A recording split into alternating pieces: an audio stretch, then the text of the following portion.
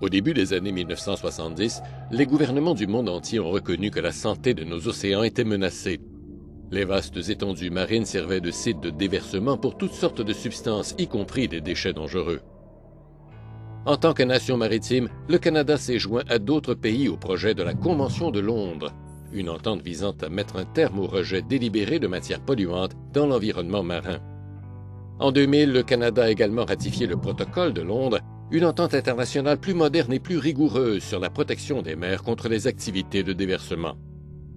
Le programme d'immersion en mer d'Environnement Canada est une des composantes de l'engagement du Canada à respecter les obligations internationales ainsi qu'à la protection de notre environnement marin. 70% des importations canadiennes arrivent par voie maritime. Cette réalité se traduit par une circulation dense le long du littoral. Afin de maintenir l'accessibilité et la sécurité de ces corridors maritimes, les voies fluviales doivent être draguées régulièrement. Mais comment disposer de tous ces déblais de dragage? Les déversements en mer pourraient avoir des conséquences fâcheuses pour l'environnement marin. Le programme d'immersion en mer d'Environnement Canada a été mis au point pour contrôler et surveiller les activités d'immersion en mer et déterminer où elles peuvent avoir lieu. En vertu de la loi canadienne sur la protection de l'environnement de 1999, l'immersion en mer de toute substance est assujettie à un système de permis. Les exigences sont rigoureuses. Seules les substances spécifiées sont autorisées. Les déblais de dragage, les résidus de poissons, les navires, les matières inertes et les matières géologiques inertes et inorganiques. Aucune matière toxique ou dangereuse ne peut être déversée dans le milieu marin. Pour chaque demande de permis, une évaluation environnementale est d'abord réalisée puis approuvée. Ensuite, Environnement Canada, en collaboration avec d'autres agences gouvernementales comme Pêche et Océan Canada, Transport Canada ou le gouvernement provincial, procède ensuite à une évaluation scientifique de l'évaluation environnementale. Un permis n'est accordé que s'il n'existe pas d'autres alternatives pratiques ou lorsque l'immersion en mer est la solution préférable sur le plan environnemental. La loi canadienne sur la protection de l'environnement contient un guide d'analyse d'impact qui facilite la décision. Le programme d'immersion en mer encourage la réduction des déchets tout en gérant les risques et en surveillant les résultats de ces activités. Dans la région de l'Atlantique, la plupart des permis sont alloués pour l'immersion des déchets de poissons. La province de Terre-Neuve et Labrador compte entre 40 et 50 sites actifs d'immersion. De nombreux permis sont délivrés, mais la quantité de matière rejetée pour chaque permis est relativement faible. Les usines de transformation se trouvent souvent en régions isolées, ce qui complique le recyclage des déchets de poissons. Dans certains cas, les demandeurs de permis recyclent eux-mêmes leurs déchets et utilisent leur permis d'immersion comme mesure de secours, dans l'éventualité où les usines de récupération et les autres entreprises de recyclage ne pourraient pas les recevoir une partie de la saison. Les sites d'immersion de Terre-Neuve et Labrador se trouvent dans des zones éloignées des voies navigables et des estuaires. Ces zones sont particulièrement dynamiques, avec des marées, des vents, des vagues et des courants qui dispersent les débris et empêchent l'accumulation de matières organiques qui risqueraient autrement de réduire le degré d'oxygène dans l'eau. Au cours des dernières années, un plus grand nombre de permis a été émis pour l'immersion de déblais de dragage dans les zones côtières de Terre-Neuve et Labrador où se déroulent les activités d'exploitation pétrolière.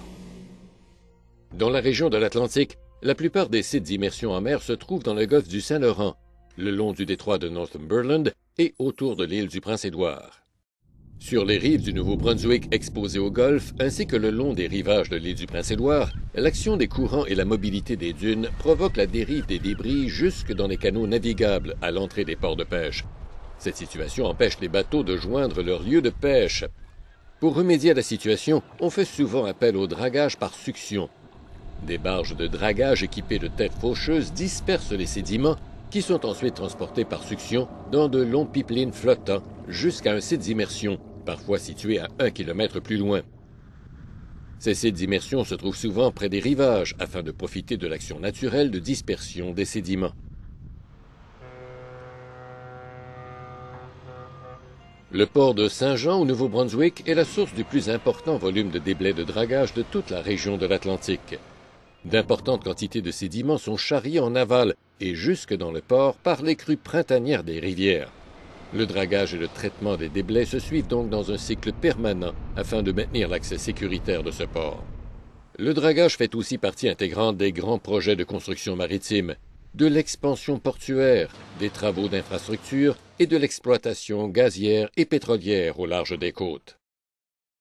Les nombreux abris portuaires naturels situés le long des rivages accidentés de la Nouvelle-Écosse contribuent à réduire les activités de dragage.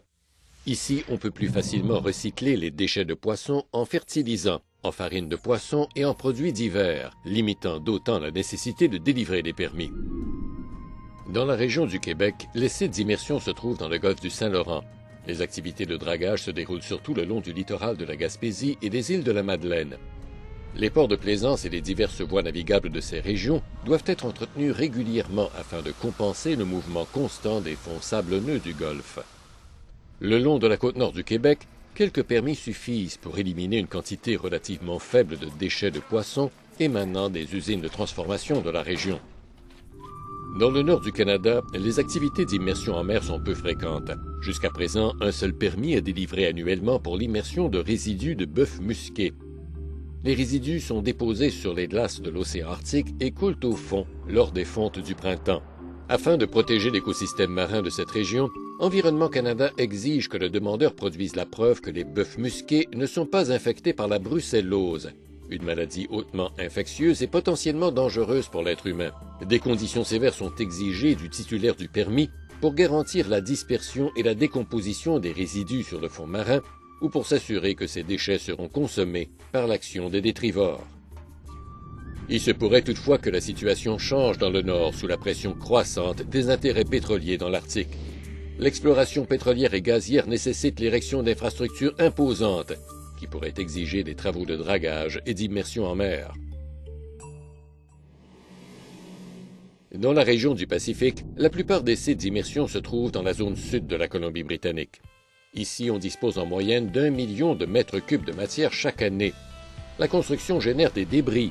Les voies navigables requièrent des travaux réguliers de dragage. Les ports aussi doivent être dragués afin de permettre aux navires d'accoster sans danger. Tous ces matériaux doivent être entreposés quelque part, mais la côte montagneuse de la Colombie-Britannique offre peu d'espace à l'enfouissement terrestre. L'immersion en mer constitue donc une solution de rechange acceptable. Les sites d'immersion le long du littoral de la Colombie-Britannique sont profonds, certains atteignant plus de 200 mètres. Cette caractéristique réduit les risques de conflit avec l'habitat des divers poissons ainsi qu'avec la navigation maritime et les activités de loisirs. La surveillance des sites occupe une place cruciale dans le programme d'immersion en mer, permettant de compiler des données essentielles sur les effets des activités d'immersion en mer. En tout temps, durant la période d'exploitation stipulée dans le permis, les titulaires sont assujettis à des inspections de la part d'Environnement Canada. Cette surveillance et ces inspections au point de chargement et de déversement en mer, ainsi qu'à n'importe quel autre site où ont lieu les activités d'immersion en mer, contribuent à assurer l'adhérence aux normes et aux conditions stipulées dans le permis. Les techniques de surveillance utilisées, comme les véhicules télécommandés, la bathymétrie multifaisceau et les sonars à balayage latéral, permettent d'obtenir un portrait juste des effets physiques des déversements sur les sites d'immersion. Des échantillons de sédiments sont recueillis au site d'immersion. En fonction de la profondeur du site, ces échantillons sont prélevés à l'aide de dragage à benne, de carottes ou de plongeurs. Les échantillons sont analysés en laboratoire afin de s'assurer que l'évaluation environnementale a correctement prédit les impacts physiques, chimiques et biologiques des activités d'immersion en mer. Les résultats des analyses de laboratoire ainsi que les renseignements colligés au cours des diverses activités de surveillance des sites d'immersion en mer permettent de répondre avec plus d'exactitude à la question suivante. Le milieu marin a-t-il été protégé et utilisé de façon renouvelable?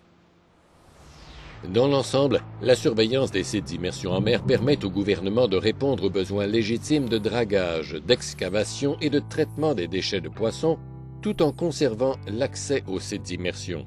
La surveillance fournit également les informations nécessaires pour ajuster les besoins actuels, si nécessaire, et déterminer les besoins futurs en matière de recherche et de développement. Le programme d'immersion en mer d'Environnement Canada s'assure que l'immersion réglementée de matières en mer continue d'être une pratique viable d'élimination des déchets conforme aux normes d'utilisation renouvelable des océans. Si vous avez des raisons de croire que des activités de rejet se déroulent illégalement, veuillez communiquer avec le Bureau régional d'Environnement Canada le plus près de chez vous ou avec le personnel chargé de l'application de la loi. Pour plus de renseignements et pour obtenir la liste des personnes à contacter, visitez notre site Internet.